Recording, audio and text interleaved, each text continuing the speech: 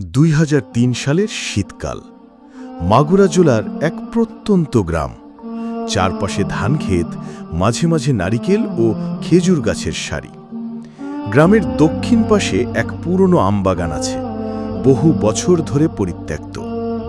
লোকমুখে শোনা যায়, সেই আমবাগানে বহু আগের এক মালিক তার স্ত্রীর হত্যার পর নিজেও রহস্যজনকভাবে মারা যান। তারপর থেকেই ওই জায়গাটা অভিশপ্ত হয়ে যায়।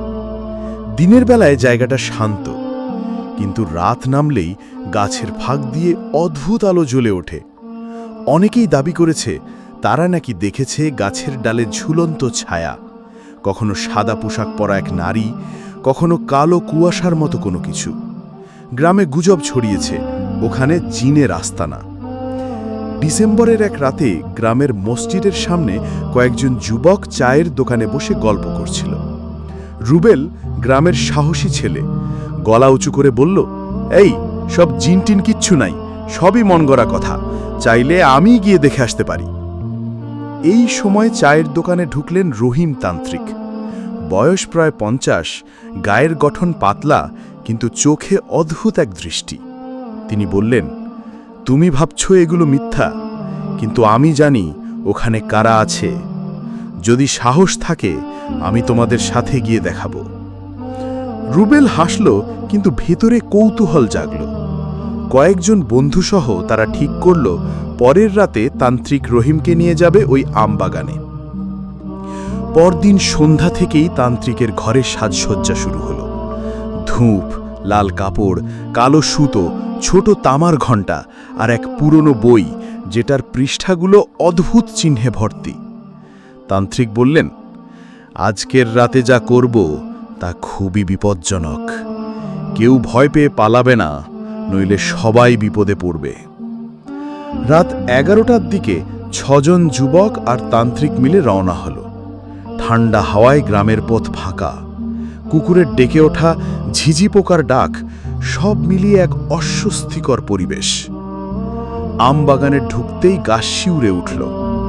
গাছের ডালে কাকের মতো কালো ছায়া নড়ছিল।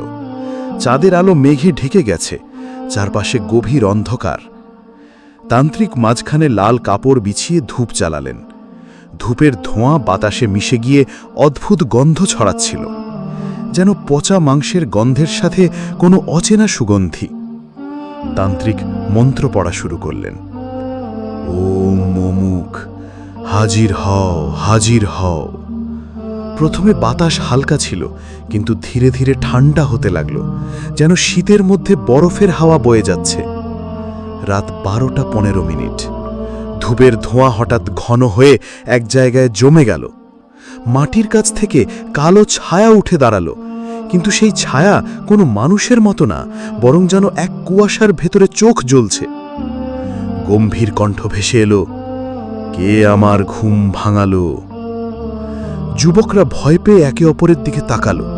তান্ত্রিক হাত তুলে বললেন, আমি রহিম, তন্ত্রের পথে তোমাকে আহ্বান করেছি।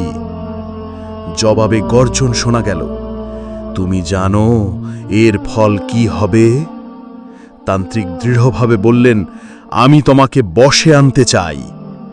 এই কথা শুনেই হঠাৎ বাতাস তীব্র হল, গাছের ডাল ভেঙে পড়ল, আর কালো ছায়া তান্ত্রিকের দিকে ঝাঁপিয়ে পড়ল। তান্ত্রিক মন্ত্র উচ্চারণ করতে থাকলেন, কিন্তু ছায়াটা ক্রমে আরও ভয়ঙ্কর হয়ে উঠল। তার আকৃতি বড় হতে লাগল, যেন গাছের মাথা পর্যন্ত পৌঁছে যাচ্ছে। হঠাৎ সে চিৎকার করল, তুমি আমাকে নিয়ন্ত্রণ করতে পারবে না। সাথে সাথে ধূপ আর লাল কাপড় ছিটকে গেল, মাটিতে আগুনের মতো ছোট ছোট স্ফুলিঙ্গ দেখা দিল। রুবেল চিৎকার করে বলল, চল পালাই। কিন্তু তান্ত্রিক উঠে দাঁড়িয়ে ছায়ার সামনে দাঁড়ালেন। কিছু একটা বলার চেষ্টা করলেন, কিন্তু তার গলা থেকে শুধু কর্কশ শব্দ বের হলো। কেমন করে রাত কেটে গেল কেউ বলতে পারল না। ভোরের আলো ফোটার পর যুবকরা বুঝল তারা সবাই আমবাগানের বাইরে পড়ে আছে। কারো মাথায় কাটা দাগ, কারো শরীরে আঁচড়। তান্ত্রিক জীবিত, কিন্তু তার চোখ শূন্য, মুখে কোনো অভিব্যক্তি নেই।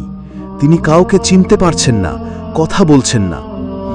পরবর্তী কয়েক সপ্তাহ গ্রামে অদ্ভুত কিছু ঘটনা ঘটতে লাগল।